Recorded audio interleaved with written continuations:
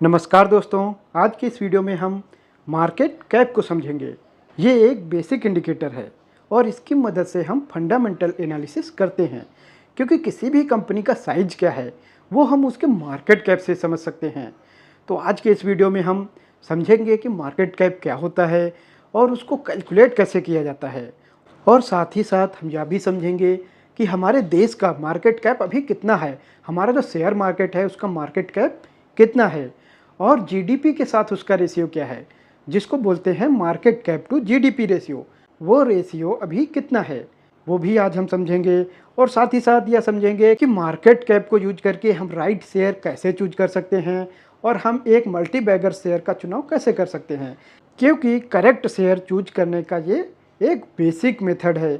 जब हमें market cap पता होगा तो उसके अकॉर्डिंग हम करेक्ट शेयर को चूज कर सकते हैं अपने इन्वेस्टमेंट प्लान के अकॉर्डिंग। तो इसको चूज हम कैसे करेंगे, उसके लिए हम हमेशा किसी भी शेयर का मार्केट कैप देखेंगे, किसी भी स्टॉक का मार्केट कैप देखेंगे, और साथ ही साथ देखेंगे कि वो सेक्टर कितना बड़ा है।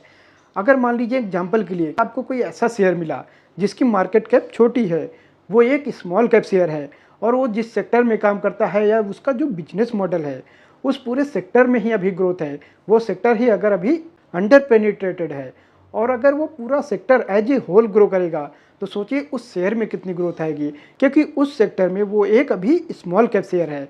तो वहाँ से जब वो पूरा सेक्टर ग्रो करेगा तो वो छोटा शेयर और ज़्यादा ग्रो करेगा, और वहाँ से उसमें अच्छा रिटर्न मिलने के बहुत अच्छे चांसेस हैं, और वहाँ उसके पास एक अपॉर्चुनिटी रहेगी कि वो तेज़ी से ग्रो कर सके और मार्केट शेयर को भी ले सके।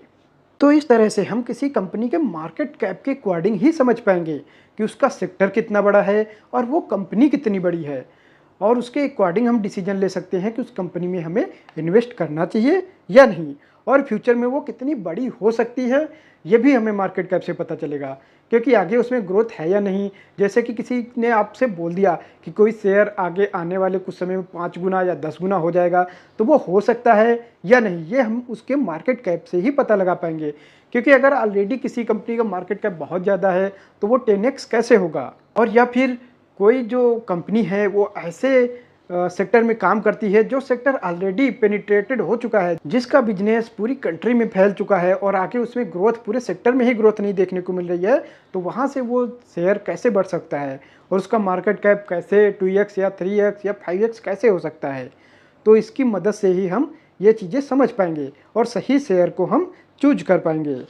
और इससे हमें कंपनी की स्टेज का भी पता चलता है कि मार्केट कैप के अकॉर्डिंग ही हम समझ पाएंगे कि वो कंपनी अभी स्मॉल कैप है, लार्ज कैप है या फिर माइक्रो कैप है, और साथ ही साथ हम उसको कंपेयर कर पाएंगे कि विद इन सेक्टर उस सेक्टर में वो कंपनी कितनी बड़ी है।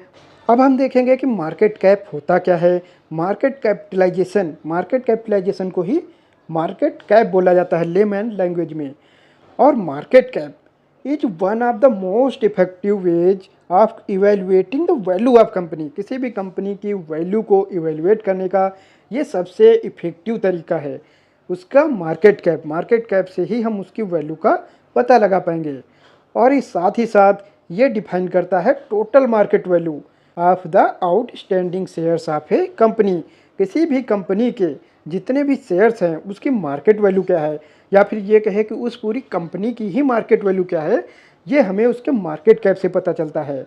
And investors use this figure to determine a company size.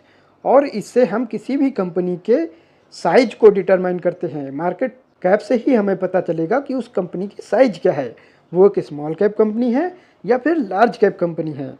अब जो ये कंपनी की मार्केट कैप है इसको कैलकुलेट कैसे किया जाता है ये हम देखेंगे।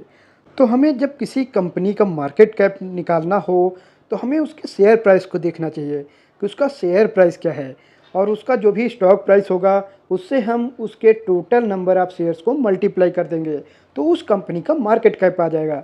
जैसे कि एग्जांपल के लिए हम समझें कि किसी कंपनी का जो स्टॉक है उसका स्टॉक 1000 रुपये में ट्रेड कर रहा है, यानी कि स्टॉक प्राइस कितना है 1000 रुपीज़। और अगर मान लिया कि उसके टोटल नंबर ऑफ शेयर्स उस कंपनी के कितने हैं 10 करोड़, तो अगर इन दोनों को मल्टीप्लाई कर दें तो उसका मार्केट कैप आ जाएगा। तो जब दोनों को मल्टीप्लाई करेंगे तो कितना आ जाएगा 10,000 करोड़, 10 करोड़ उसका मार्केट कैप आ जाएगा। तो इस कंपनी का मार्केट कैप क्या है 10,000 करोड़। तो अगर किसी कंपनी का शेयर प्राइस 1000 है और उसका जो टोटल नंबर ऑफ शेयर्स हैं वो 10 करोड़ हैं, तो उसका मार्केट कैप क्या हो जाएगा, 10,000 करोड़। तो हमें किसी भी कंपनी का मार्केट कैप निकालने के लिए उसके एक शेयर के प्राइस को टोटल नंबर ऑफ शेयर से मल्टीप्लाई करेंगे तो उसका मार्केट कैप आ जाएगा। अब हम देखेंगे कि कंपनियों को कितने टाइप में बांटा गया है मार्केट कैप के अकॉर्डिंग। तो अगर हम सेबी कैटेगराइजेशन को देखें तो सेबी के अकॉर्डिंग नंबर 1 से लेके 100th नंबर तक की जो कंपनी है मार्केट कैप के अकॉर्डिंग उनको लार्ज कैप कैटेगरी में रखा है। 1 से लेकर 100 नंबर तक की कंपनियों को जो टॉप 100 मार्केट कैप के अकॉर्डिंग हैं उनको लार्ज कैप में रखा है। वहीं 101 नंबर से लेकर 250 नंबर तक की जो कंपनियां हैं उन्हें मिड कैप में रखा है, मिड कैप कैटेगरी में। तो मार्केट कैप के अकॉर्डिंग 1 से लेकर 100 तक लार्ज कैप और 101 से लेकर 250 नंबर तक की कंपनी को मिड कैप कैटेगरी में रखा है और 251 से लेकर सभी कंपनियों को स्मॉल कैप कैटेगरी में रखा गया है। तो ये तो रहा सेबी का कैटेगराइजेशन। लेकिन अगर हम लेमैन लैंग्वेज में समझें कि नॉर्मली हम क्या कंसीडर करते हैं, तो नॉर्मली जो हमारी कंपनियां होती हैं 50,000 करोड़ से ऊपर मार्केट कैप की, उनको लार्ज कैप माना जाता है। और वहीं 10,000 करोड़ मार्केट कैप से लेकर के 50,000 करोड़ की मार्केट कैप की कंपनियां होती हैं उन्हें मिड कैप कैटेगरी में मानते हैं। और जो 1,000 करोड़ से लेकर के 10,000 करोड़ के मार्केट कैप तक होती हैं कंपनियां उन्हें स्मॉल कैप मानते हैं। तो ये 50,000 करोड़ से ऊपर की जो मार्केट कैप की कंपनियां हैं उन्हें जनरली लार्ज कैप कंपनियां माना जाता है। और 10,000 करोड़ से 50,000 करोड़ के मार्केट कैप की जो कंपनियां होती हैं उन्हें मिड कैप साइज की कंपनीज माना जाता है। और 1,000 करोड़ से 10,000 करोड़ तक की जो साइज की कंपनियां होती हैं मार्केट कैप की उन्हें स्मॉल कैप स्टॉक्स में, स्मॉल कैप कैटेगरी में रखा जाता है। और वहीं जो 1,000 करोड़ से कम की मार्केट कैप की कंपनियां होती हैं उनको हम माइक्रो कैप कंपनीज बोलते हैं। तो अगर अभी हम बात करें कि हमारे देश की टोटल मार्केट कैप क्या है, हमारे देश का जो स्टॉक मार्केट है उसका टोटल साइज क्या है, तो उसका साइज पहुंच चुका है 5 ट्रिलियन के पास। और वहीं अगर जीडीपी की बात करें तो जीडीपी अभी हमारी 4 ट्रिलियन के पास है। तो जीडीपी हमारी 4 ट्रिलियन है और जो मार्केट कैप है हमारे स्टॉक मार्केट का वो 5 ट्रिलियन के पार हो चुका है। तो अगर इसका हम रेशियो निकालें तो वो आ जाएगा कहीं 1.25 और परसेंटेज में 125%।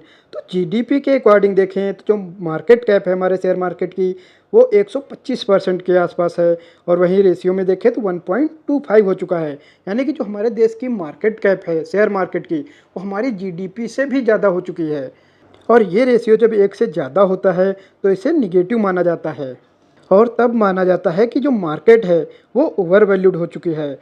लेकिन अभी अगर दुनिया के मार्केट्स को देखें तो हर कंट्री में, फिर चाहे यूएस की मार्केट की बात करें या अन्य मार्केट्स की बात करें, लगभग सबका रेशियो 1 से ज़्यादा ही है। और यूएस मार्केट का तो जो रेशियो है वो काफ़ी ज़्यादा है, वो लगभग 2 के आसपास है।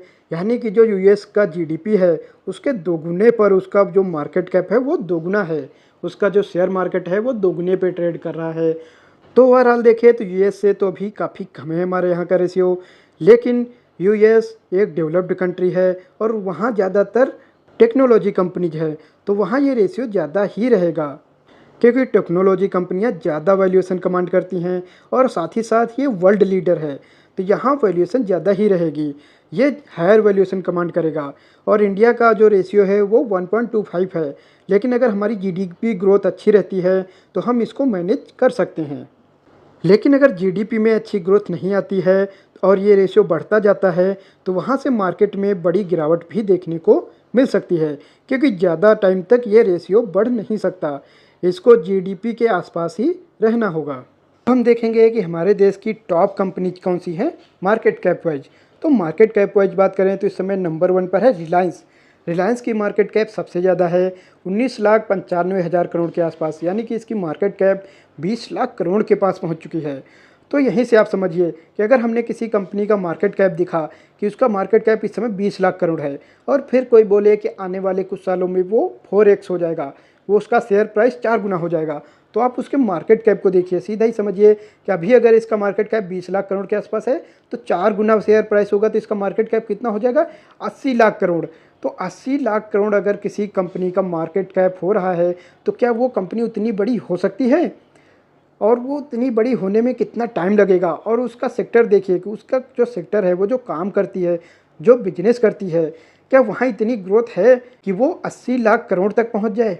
तो यहीं से आप समझ सकते हैं कि वो शेयर क्या इतना बढ़ सकता है या नहीं। तो हमेशा मार्केट कैप ज़रूर देखें और उस मार्केट की साइज़ भी देखें कि वो जो सेक्टर है, जो उसका बिजनेस है, उस सेक्टर की साइज़ क्या है और वो कितना ग्रो कर सकता है या नहीं, और उसके सेक्टर में क्या ग्रोथ है और उस कंपनी की ग्रोथ क्या है, उसकी ग्रोथ रेट भी देखें, उसका रेवेन्यू ग्रोथ देखें और वहाँ से अंदाज़ा लगाएं कि वो इतना बड़ा हो सकता है, उसका शेयर प्राइस इतना ग्रो हो सकता है या नहीं। और वहीं दूसरे नंबर पे बात करें तो टीसीएस है। टीसीएस का मार्केट कैप लगभग 14 लाख करोड़ के आसपास है। तीसरे नंबर पर एचडीएफसी बैंक है, इसका मार्केट कैप 12,68,000 करोड़ के आसपास है। चौथे नंबर पर हमारा आईसीआईसीआई बैंक है, इसका मार्केट कैप 8 लाख करोड़ से ज़्यादा का है। भारतीय एयरटेल 5वें नंबर पे है, इसका मार्केट कैप 8 लाख करोड़ पहुंच चुका है।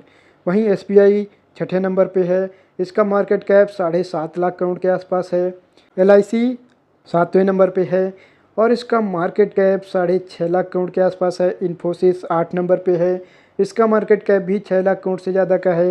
एचयूएल 9 नंबर पे है और इसका मार्केट कैप भी 6 लाख करोड़ के आसपास पहुंच चुका है। और 10वें नंबर पे हमारी कंपनी है आईटीसी, इसका मार्केट कैप 5 लाख करोड़ से ज़्यादा का है। तो ये थी हमारी top 10 companies market cap wise.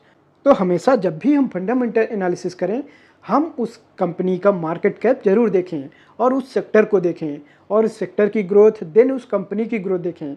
वहाँ से हम अंदाज़ा लगा पाएंगे कि इसका शेयर प्राइस कितना बढ़ सकता है और वो कंपनी कितना ग्रो कर सकती है, क्योंकि जितना वो कंपनी ग्रो करेगी, जितना उसका बिजनेस ग्रो करेगा, उसके अकॉर्डिंग ही उसका शेयर प्राइस ग्रो करेगा।